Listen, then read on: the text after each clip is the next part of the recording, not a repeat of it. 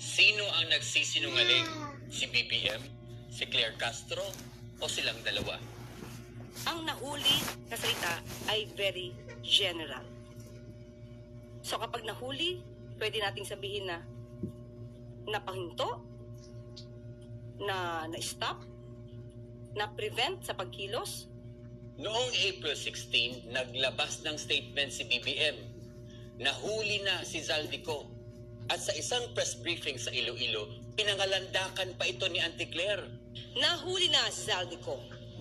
Bunga ito ng matibay na paninindigan ni Pangulong Ferdinand R. Marcos Jr.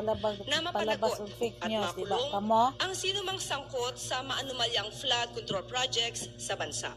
In relation to this statement, may tanong ang isang miyembro ng press. May we know lang the candid reaction of the President upon learning the arrest of Zaldico? Was he happy considering that Zaldico is one of the big fish sa flood control na na-arrestan na siya? Malinaw, arrest ang ginamit na term ng press at ito ang sagot ni Claire Castro.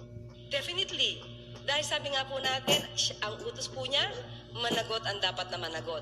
Kung isang tao po ay may warrant of arrest, fugitive, cancel ang passports, sino po ang hindi matutuwa na ang isang taong fugitive ay maibabalik sa Pilipinas para managot?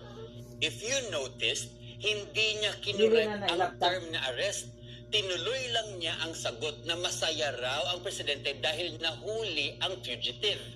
In fact, sa mismong website ng opisina ni Claire Castro, ibinalandra nila ang headline na ito. The Presidential Communications Office used the word arrest. In another press briefing, may isang miyembro na naman ng press na nagbahagi sa sinabi ni Harry Roque na hindi raw totoo na naaresto si Zaldico. Former presidential spokesperson Harry Roque issued a statement questioning the pronouncements of the president regarding Zaldico, saying na hindi naman daw totoo na naaresto o hindi nakadetain si Zaldico ngayon, but rather ay nagkaroon lang ng intervention with the Czech police. Ano po ang sasabi ng palasyo? Again, aresto ang ginamit na term ng press. Ito naman ang sagot ni Claire Castro. Ang Pangulo po ay nagsalita na. Si Secretary Vida ay nagsalita na rin. So bakit po ba natin paniniwalaan ang isang fake news peddler? Hindi na naman niya kinorek ang press sa term na arrest. Tinawag pa niyang fake news peddler si Harry Roque. Tapos nang magkabistuhan na hindi pala totoo na naaresto si Zaldico and people are calling out BBM as fake news peddler, eto naman ang palusot ni Claire Castro. Pag sinabi nating nahuli na si Zaldico, it doesn't necessarily mean that it is an arrest. Ang nahuli na salita ay very general. So kapag nahuli, pwede nating sabihin na napahinto, na-stop, na-prevent sa pagkilos, at hindi mali ang Pangulo sa kanyang inulat noong April 16. Hindi po nanggaling sa Pangulo mismo ang salitang aresto. So ngayon, pinapalabas nitong si Claire Castro na hindi tayo marunong umintindi sa sinabi ni BBM. Mali pala tayong lahat. Gago lang, di ba?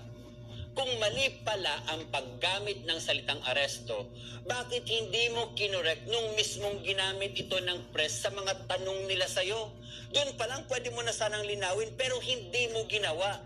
Instead, pinagmalaki mo pa na dahil yun sa kunyaring effort ni BBM na labanan ang korupsyon sa gobyernong ito.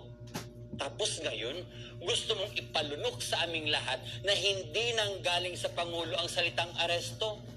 Grabe na yung panggagago nyo sa mga taong bayan. Ninakawan na nga, ginawa pang bobo.